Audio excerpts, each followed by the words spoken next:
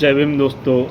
अभी बांकीपुर विधानसभा का उपचुनाव का नतीजा आ चुका है। 3 अगस्त को ही बांकीपुर उपचुनाव का नतीजा आ चुका है और वहाँ पे जनसुराज के प्रशांत किशोर जी इन्होंने भारतीय जनता पार्टी के उम्मीदवार को हरा दिया है।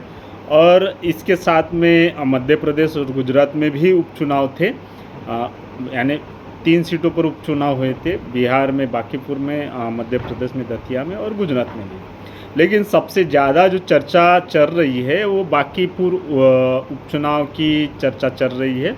और पूरे देश में हर नेता, हर पार्टी इस उपचुनाव के नतीजे के बारे में चर्चा कर रही है। चर्चा इसलिए हो रही है कि बांकीपुर उपचुनाव जो हुआ था वो अभी वर्तमान में जो भारतीय जनता पार्टी के राष्ट्रीय अध्यक्ष बने हैं नितिन नवीन जी, ये उनकी सीट रही है।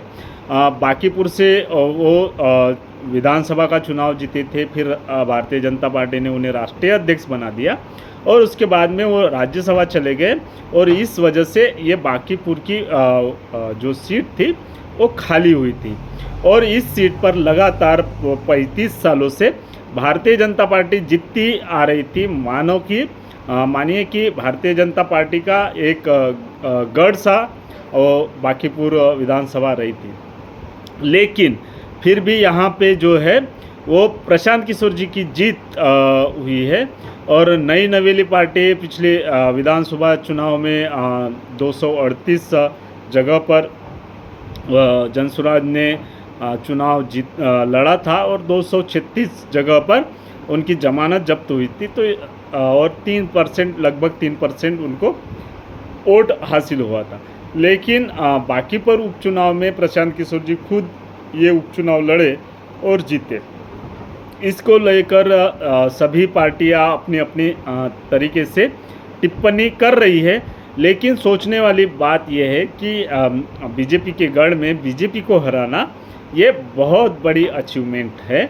और इसी को लेकर जो भारतीय जनता पार्टी का सहयोगी दल है जेडीयू, उनके जो विधायक हैं अनंत सिंह जी ने भी एक बयान दिया है कि बीजेपी को लगता था कि हम कलकत्ता जीते, यानी कि बंगाल विधानसभा जीते, और उसके राजस्थान, मध्य प्रदेश, छत्तीसगढ़, उसके अलावा गुजरात और अन्य स्टेट में भी जिस तरह से भारतीय जनता पार्टी जीत रही है, उड़ीसा में जीती है, तो भारतीय जनता पार्टी को एक तरह से घमंड आ चुका था, ऐसा अनंत सिंह जी का कहना है।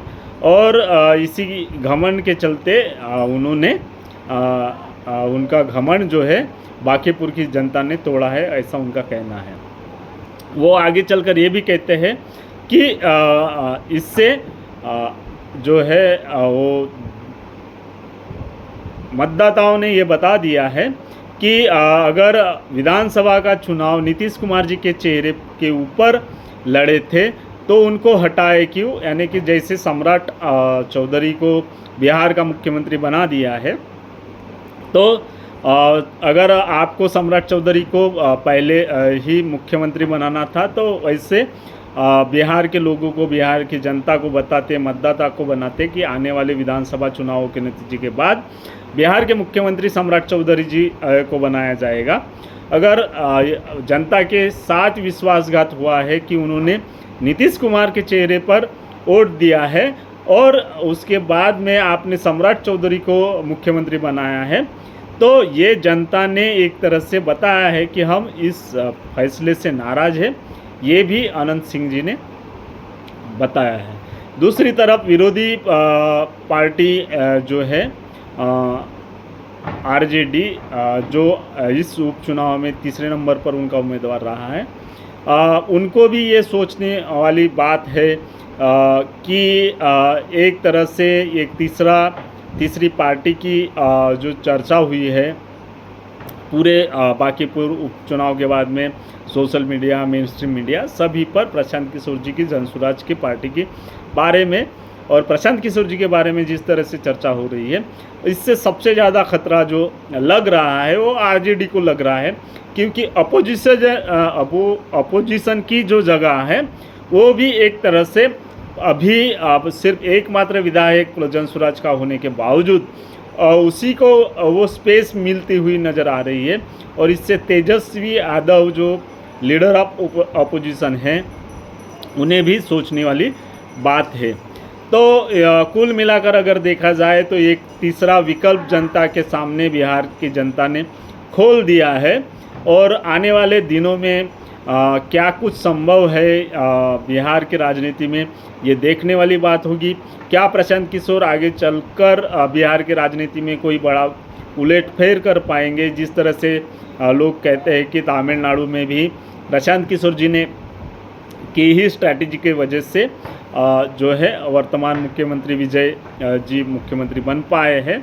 तो वही स्ट्रैटेजी अगर वो प्रशांत किशोर जी खुद के संगठन के लिए बिहार में अप्लाई करते हैं तो बिहार में भी एक तीसरा विकल्प के रूप में जनता उन्हें कितना एक्सेप्ट करती है आने वाले दिनों में ही पता चल पाएगा। लेकिन ये जो चुनाव है ये बेहद ख़ास है एक तरह से देश की जनता के लिए भी, कि हम बीजेपी को हरा सकते हैं। इस तरह से एक नैरेटिव सेट करने की कोशिश हो रही है। तो इस ऊपर बांकीपुर विधानसभा के उपचुनाव के ऊपर आपकी क्या राय है, आप ज़रूर बताइएगा। धन्यवाद। जय भीम, जय भारत।